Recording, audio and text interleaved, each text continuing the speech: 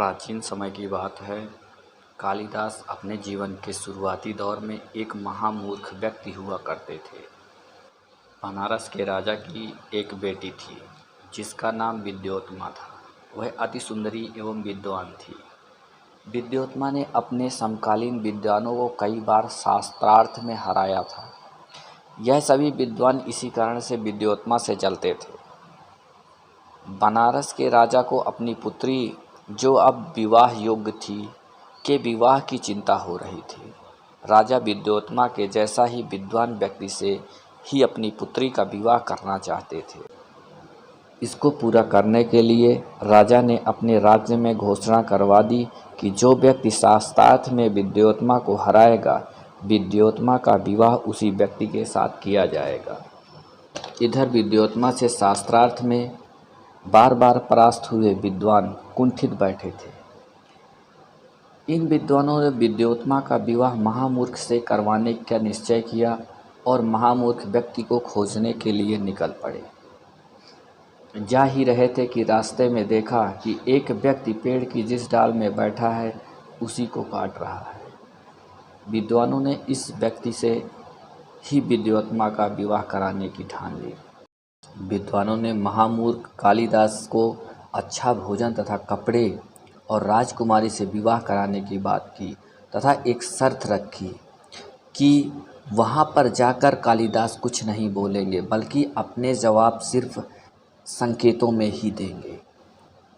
कालिदास ने उनकी शर्त मान ली और सभी लोग राज दरबार जा पहुँचे तथा शास्त्रार्थ होने लगा।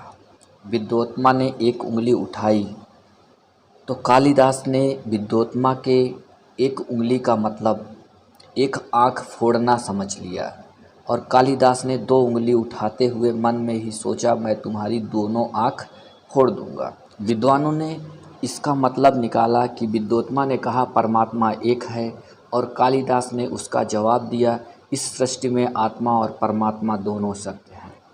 ऐसे ही शास्त्रार्थ चलता रहा। विद्योत्मा प्रश्न करती और कालिदास संकेतों में उसका जवाब देते और वहाँ मौजूद विद्वान सबको कालिदास का आशय बताते।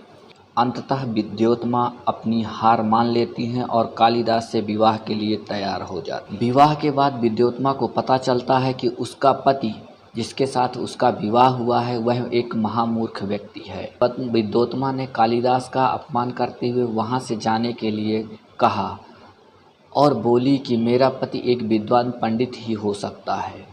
जब तक तुम एक विद्वान नहीं बन जाते तब तक तुम मेरे पास मत आना। कालिदास अपमानित होकर वहाँ से चले जाते हैं और माँ काली के मंदिर में जाकर कठोर तपस्या करने लगे। अंततः माँ काली कालिदास से प्रसन्न होकर उन्हें आशीर्वाद देती हैं और इसके बाद कालिदास महान विद्वान के रूप में उभर कर सामने आते हैं। कालिदास को भारत का शेक्सपियर कहा जाता है। कालिदास ने अभिज्ञान शाकुंतलम, मेघदूतम, ऋतुसंहारम, रघुवंशम, मालविकाग्निमित्रम जैसी अनेक महाकाव्य, खंड काव्य एवं नाटकों की रचना की, जो तत्कालीन सामाजिक, राजनीतिक तथा धार्मिक जीवन की मार्मिक जीवंत झांकी प्रस्तुत करते हैं। यदि यह स्टोरी अच्छी लगी हो तो इसे लाइक करें, शेयर करें तथा चैनल को सब्सक्राइब करें। Thank you.